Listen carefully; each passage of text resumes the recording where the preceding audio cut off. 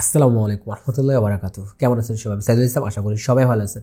এর আগে আমি আপনার গিগাবাইট প্লাস এমএসআই মাদারবোর্ডে বায়োস আপডেট কিভাবে করতে পারেন সেটা দেখাইছি। আজকে দেখাচ্ছি আপনার আসুস মাদারবোর্ডে বায়োস আপডেট কিভাবে করতে পারেন, খুবই সহজ উপায়ে। আর বরাবর মতো এবারও বলে রাখতেছি, আপনি যেটা দিয়ে বায়োস আপডেট করবেন, যে পেন ড্রাইভটা বা যেটাই হোক, এটা আপনি অবশ্যই চেষ্টা করবেন FAT32 ফরম্যাটে ফরম্যাট করে নেওয়ার জন্য। তারপর আপনি বায়োসটা আপনার মাদারবোর্ডের মডেল অনুযায়ী আসুসের অফিসিয়াল ওয়েবসাইট থেকে ডাউনলোড করে আপনার পেন ড্রাইভে এক্সট্রাক্ট করে নেবেন। এখন আমরা পিসিটা রিস্টার্ট দিয়ে দেবো। তারপর কিবোর্ড থেকে ডিলিট বাটন চাপবো।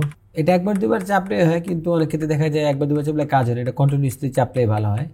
এটা আসুসের A320 মডেলের একটা মাদারবোর্ড। আপনার মডেল অনুযায়ী এটা বায়োসের সিনারিওটা বা আউটলুকটা চেঞ্জ হবে, এটাই স্বাভাবিক। এটা সব ব্র্যান্ডের ক্ষেত্রে হয়।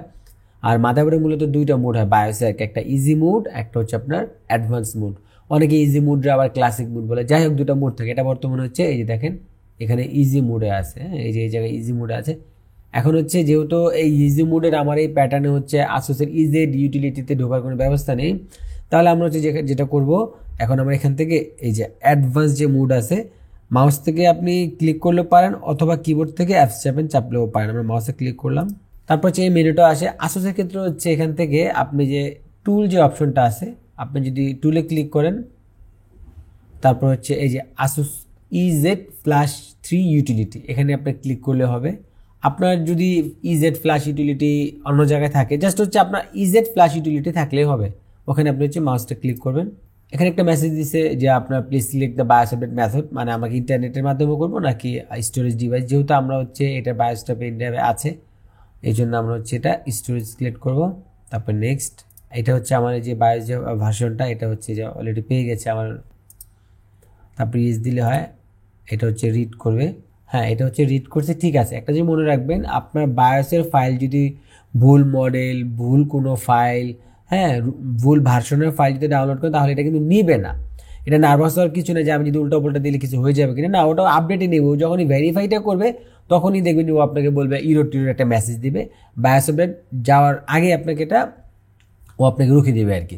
এই মাদারবোর্ডে বর্তমান বায়োস ভার্সন ছিল 5602, আর এখন বর্তমানে যেটা দিয়েছি সেটা 6232। একটু সময় লাগবে। আর অবশ্যই আপনাদের সিকিউরিটির জন্য বলে রাখি, যদি সম্ভব হয় আপনারা চেষ্টা করবেন ইউপিএস কানেক্ট করা অবস্থায় বায়োস আপডেট দিতে। আর যদি ইউপিএস না থাকে, তাহলে আপনি অবশ্যই একটা এরকম টাইমে দেওয়ার চেষ্টা করবেন, যাতে আপনি শিওর থাকেন যে না, এই টাইমে আমার কারেন্ট যায় না।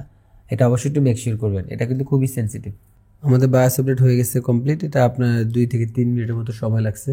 আমাদের বায়োসটা সঠিকভাবে আপডেট হয়ে গেছে। এখানে বর্তমান বায়োসটা দেখাচ্ছে 6232। তো আপনাদেরও যদি বায়োস আপডেট দেওয়ার কোনো প্রয়োজন পড়ে, আপনারা খুবই ইজিভাবে এই মেথডটা ফলো করে আপনার বায়োসটা আপডেট দিয়ে নিতে পারেন। এটা আপনার মাদারবোর্ডের মডেল টু মডেল অনুযায়ী আপনার বায়োসের ইন্টারফেসটা একটু চেঞ্জ থাকতে পারে, বাট আপনি আসুসে ইজেড ফ্ল্যাশ মোড ইউটিলিটির মাধ্যমে খুব ইজিলি বায়োস আপডেট দিতে পারবেন। তো আমি সাজেস্ট করব আজকের মধ্যে এখান থেকে বিদায় নিচ্ছি। এরকম ছোটোখাটো খুবই গুরুত্বপূর্ণ টিপস অ্যান্ড ট্রিক্স দেখার জন্য টেকমিনিয়াবিটির সাথে থাকবেন। যারা এখন চ্যানেল সাবস্ক্রাইব করে নেবেন। আল্লাহ হাফিজ।